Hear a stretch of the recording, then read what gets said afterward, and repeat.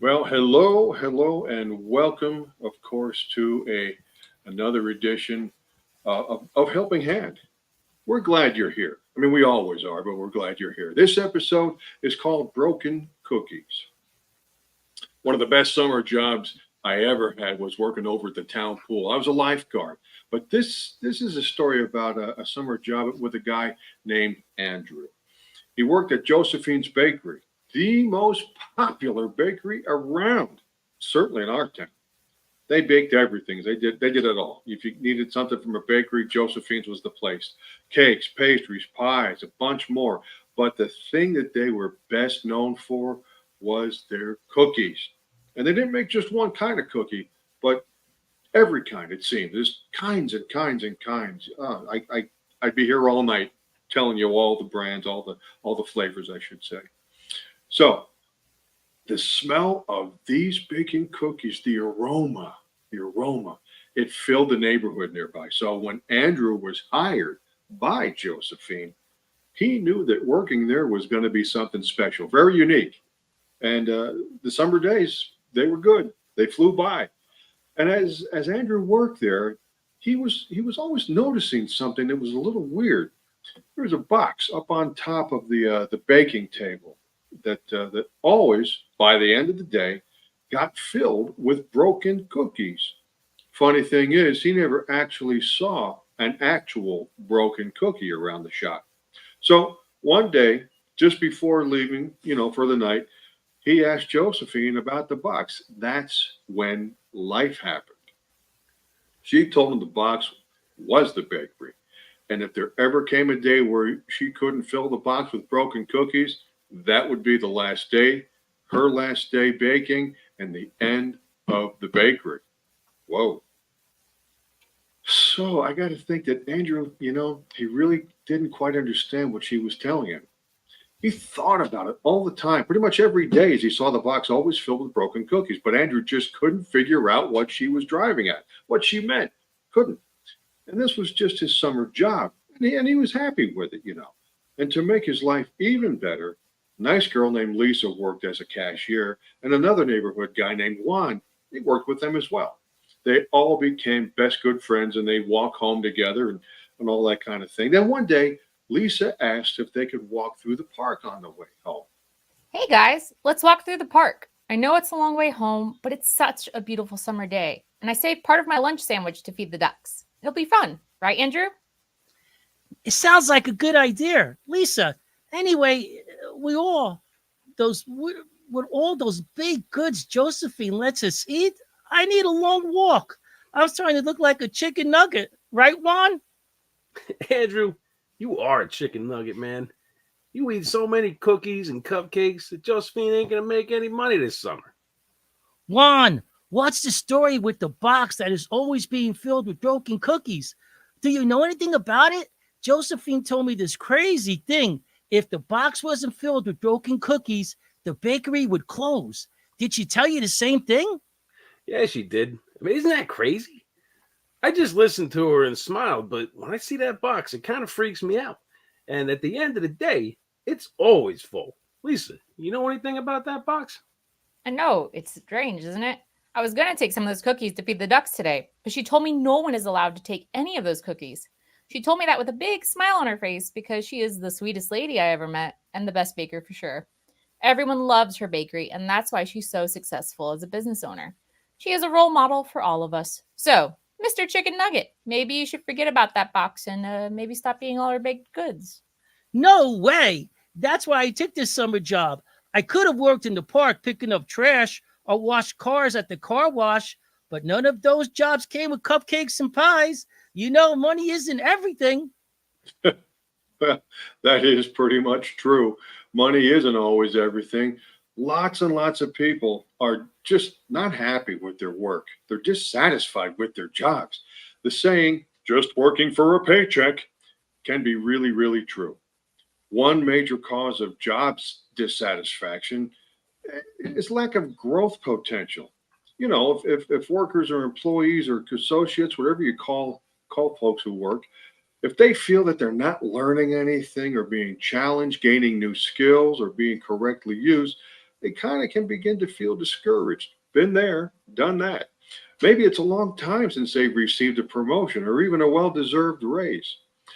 Just thinking here, here's what you might be able to do to bring some happiness to your job if you need to. Have an honest discussion, nice, good conversation with your supervisor, your manager about your job, about your workload. Let them know if it's appropriate. Let them know you might need some extra time on some projects. If your work environment is a little stressful for some reason, maybe talk to the HR person, human resources. They just might be able to make some appropriate changes. Making these attempts may make your job a little better, a little bit more fulfilling, enjoyable even. Listen, life can oftentimes be about surviving. You know, Working is a big part of life, and you don't just want to survive. If you can, you want to thrive. It's true. So anyway, Andrew would rather eat free cookies and cupcakes and stuff from the bakery than to get all wet washing car or washing cars, plural, of course. I guess a lot of people don't dig getting wet like that. I don't know. I can't speak for you, but it maybe wouldn't be my thing. Anyway, this box of broken cookies was this big giant mystery to Andrew. So he asked Josephine about it. Josephine, can I ask you a question? First, thank you for this great job and all the free bakery goods you let us eat. But what's the deal with the box of broken cookies? This box has become the biggest mystery to all of us. I just need to ask you about it.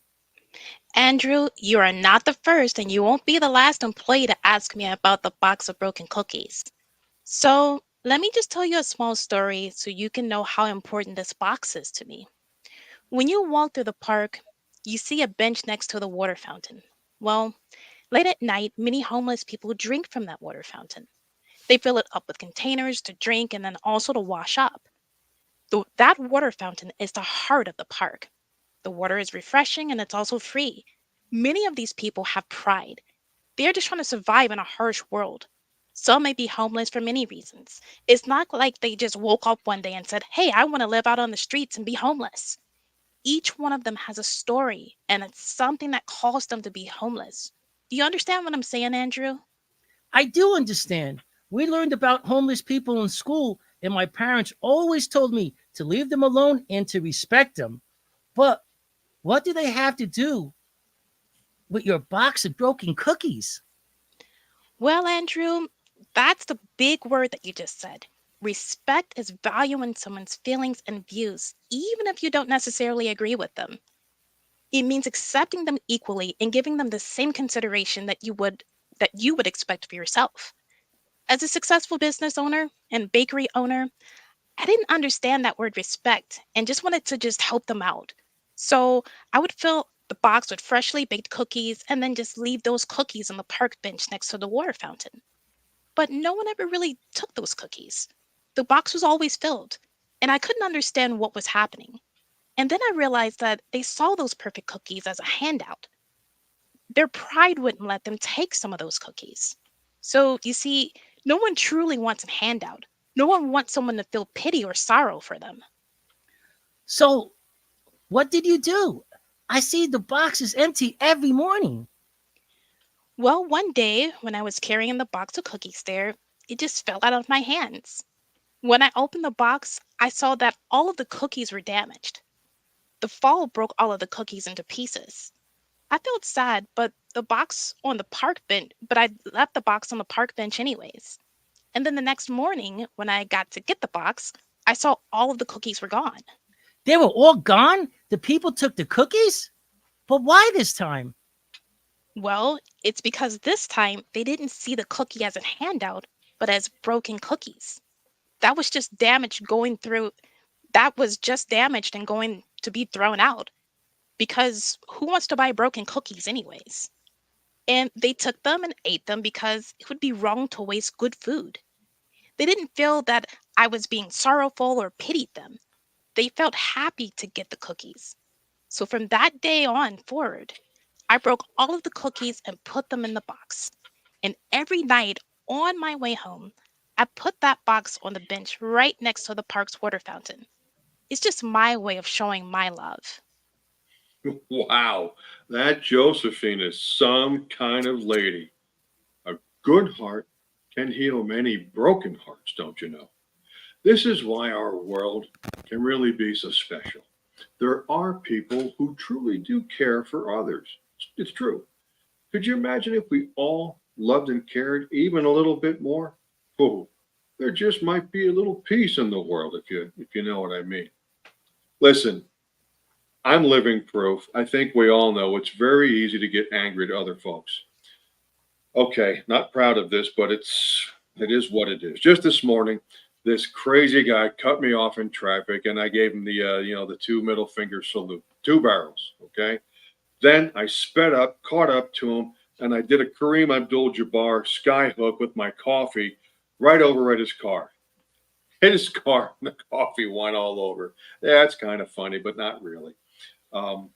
It made me feel good for a moment, seeing that coffee go all over his vehicle. And I really didn't feel too badly there. I didn't, because I was in the moment and I was angry.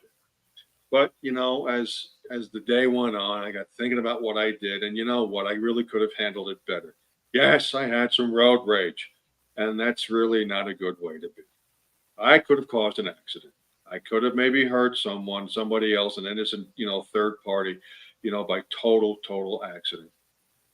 Stuff like road rage, it's again, people can handle it better. It's just aggressive driving, doing things like tailgating, brake checking somebody behind you, cutting off another car, yelling, honking. Again, the two middle finger salute. Even tapping or bumping another vehicle. Oh, look out! Or throwing your coffee on somebody's car. That's not the best. Not the best thing to do. Just saying. Listen, driving is fun. I've driven since I was a teenager. I've gone to driving schools, racing schools. Lots of fun. It's challenging too. People make mistakes. They get frustrated, and sometimes they drive a little doozy bots, a little crazy. You know what I mean? Some people should have never gotten a driver's license, and other people, maybe it's time to hand it in, if you know what I mean. But if somebody does something to you on the road while you're driving, just do what you can to keep your cool, relax. And if it's really, really something horrible, something, that's super dangerous, if you can, jot down their license plate number, maybe contact the authorities. Don't do it while you're driving. Though. Remember it and jot it down, pull off. Not only it's about your safety, but it's also about the safety of other innocent people that may be put at risk. Listen, the older I get, I'll be 60 this year. The older I get, I'm figuring out that life is just way too short to give into somebody else's stupidity or, lack of ability, like bad driving. All right. Enough about that, but you get the idea. Let's get back to the story, back to Andrew. So Andrew is telling his co-workers, Juan and Lisa, what he learned about this broken cookie box. Hi, Juan and Lisa. Listen to this. Josephine told me all about that box every day filled with broken cookies. She's feeding the homeless in the park. Can you believe this wonderful thing our boss is doing? She breaks the cookies so the homeless feel they are damaged and would be thrown in the garbage. That way they don't feel Josephine is pitying them. It's all about respect. Can you believe that, Juan? I sure can. Yeah, my mother taught me to respect everyone, especially the elderly. We have this old guy living on our block. He is mean to all of us. He yelled at my mom once for parking in front of his house. And he doesn't even drive a car. I mean, what the hell? But instead of arguing with the guy, my mom moved the car to a different parking spot. Lisa, you know this guy, right? Yeah, I know this old man. He yells at all of us kids in the neighborhood, and no one knows why. So my parents told me to just stay away from him. Some kids yell back. I just walk away to get as far away as possible from him once he starts yelling. Juan, that's the best thing to do. I completely agree. Once my dad said that the man was a veteran and he served in Vietnam.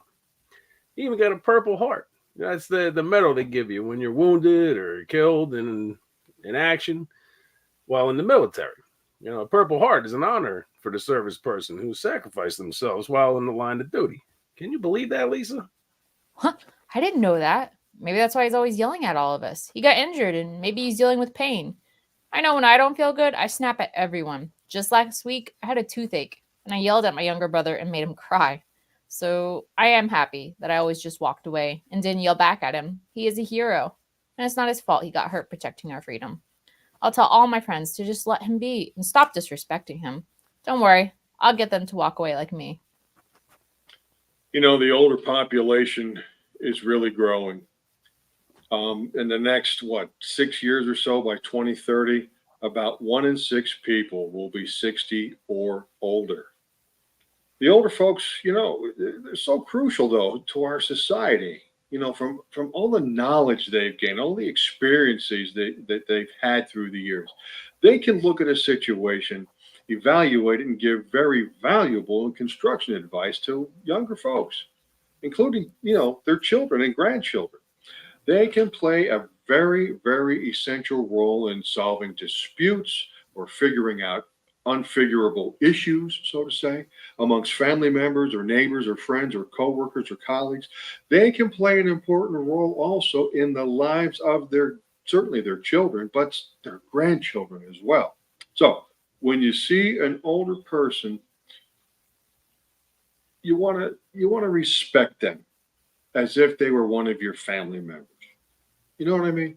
Remember, one day, maybe not today, but one day you're going to be an old person as well. Now, okay, let's get back to our story. Summer's winding down. It's coming to an end. And Andrew, Juan, and Lisa's summer job at the bakery is also winding down. So Andrew talks to his coworkers about giving Josephine a thank you gift. Hey, that's nice. Hey, guys, I thought of the best thank you gift we can give to our boss, Josephine. She gave us this wonderful summer job here at the bakery. I know I gained 10 pounds. So I saw on Amazon a cookie box that was just as big as her cardboard box. It was made out of plastic and it was covered with beautiful, colorful flowers. It's the best perfect cookie box for the park bench. Lisa, what do you think? I think it's a great gift. And it's because it's made out of plastic. It won't get damaged when it rains. I know the cookies will be safe inside, even if they're already broken. Right, Juan? That's funny, Lisa. The cookies will be safe. Well, I'm in. Sounds like the perfect gift to me. I know Josephine will be happy too. Hey, great job, Andy. Only you can find a cookie box made for the park. This was the best summer job I ever had. Hey, look, I even gained 10 pounds too, just like Mr. Chicken Nugget.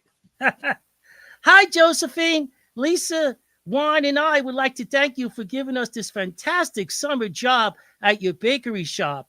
We all have learned many things from working here. It was fun and delicious. We thank you for giving us different responsibilities and trusting us. But most of all, you taught us the true meaning of respect. It's amazing how you feed the homeless with your broken cookies. It's true love. So we are offering you our helping hand. We got you a thank you gift. We're so excited. It's a plastic cookie box that belongs on that park bench right next to that water fountain. It is covered with beautiful, colorful pictures of flowers. To everyone else, it may be just a plastic box, but for us, it represents how we will live our lives respecting the elderly and the less fortunate. Well, folks, that's our show for today. And we really do hope you've enjoyed it. Helping Hand was conceived and created by Joe Emil, who's also the writer of this episode. Here are the Helping Hand actors and the characters they played here. Joe Emil himself played Andrew. Audrey Larson played the character of Lisa. Karen Fiore was Josephine, and Ryan Evans played the character of Juan. As always, we absolutely want to give a big thank you to Gino DiPiero of HamiltonRadio.net. Gino's our producer and recording engineer. Plus, you can catch the shows on HamiltonRadio.net, I believe Fridays and Sundays in the evening. Me, I'm John Thielon. I'm your host and narrator. I'm glad to be here. I'm glad you're here. So thanks for tuning in. We'll catch you next time on Helping Hand. And as always, keep the faith. Never give up, because your opportunity is closer than you think. So long.